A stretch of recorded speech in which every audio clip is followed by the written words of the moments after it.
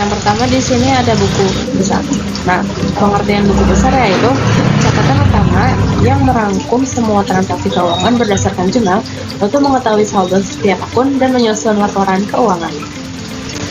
Selanjutnya, jenis-jenis buku besar. Yang pertama, buku besar umum atau General Ledger. Buku besar utama yang mencatat semua akun-akun penting dalam perusahaan. Nah, akun yang dicatat dalam buku besar umum yakni ada aktiva seperti kas, piutang, dan persediaan.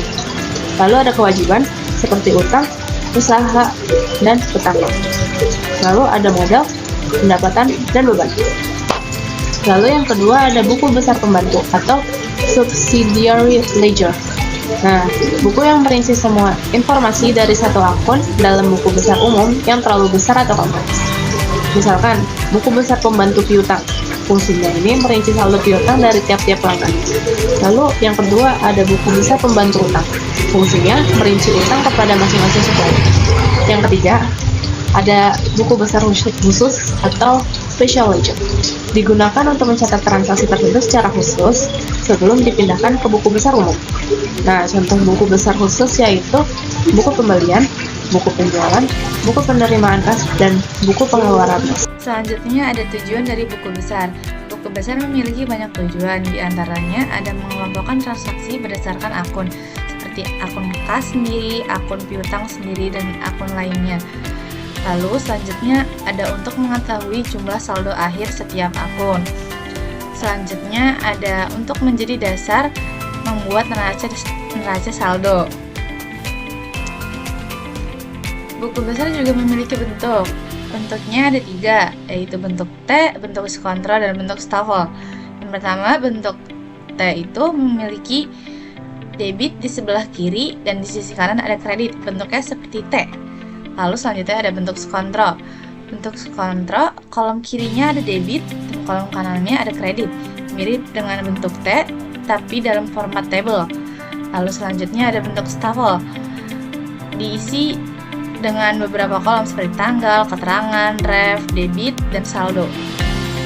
Selanjutnya ada bentuk format dari buku besar yang ada 3. Yang pertama itu format kontrol. Format kontrol contohnya seperti ini. Kemudian yang kedua, format staffel.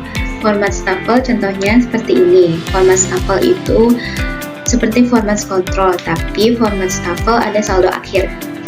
Kemudian yang ketiga, format bentuk T.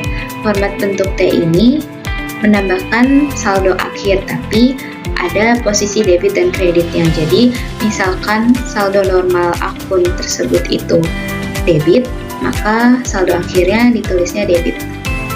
Kemudian, langkah-langkah membuat buku besar.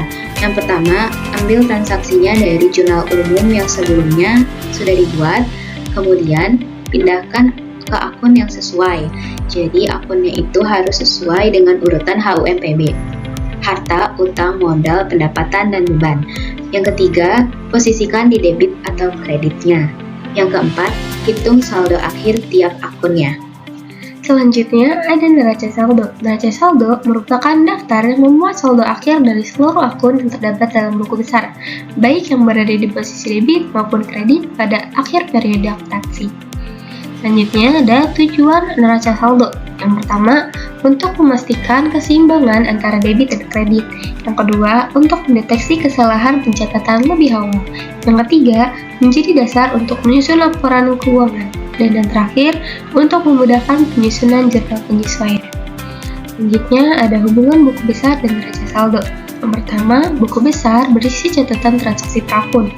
Yang kedua, neraca saldo mengambil saldo akhir dari setiap akun di buku besar. Jenis-jenis neraca saldo. 1. Neraca saldo sebelum penyesuaian.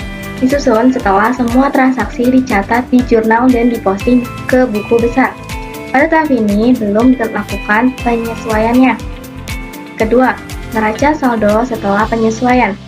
Neraca ini disusun setelah dilakukannya ayat penyesuaian terhadap akun-akun yang perlu disesuaikan di akhir periode. Yang ketiga, neraca saldo penutup.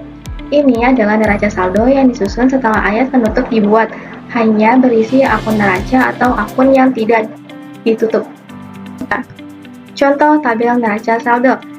Yang pertama, neraca saldo sebelum disesuaikan. Menampilkan akun-akun beserta saldo debit dan kredit sebelum dilakukannya penyesuaian. Yang kedua, neraca saldo setelah penyesuaian. Menampilkan data yang telah diperbarui setelah penyesuaian seperti beban dibayar di muka atau penyusutan. Yang ketiga, neraca saldo setelah penutupan.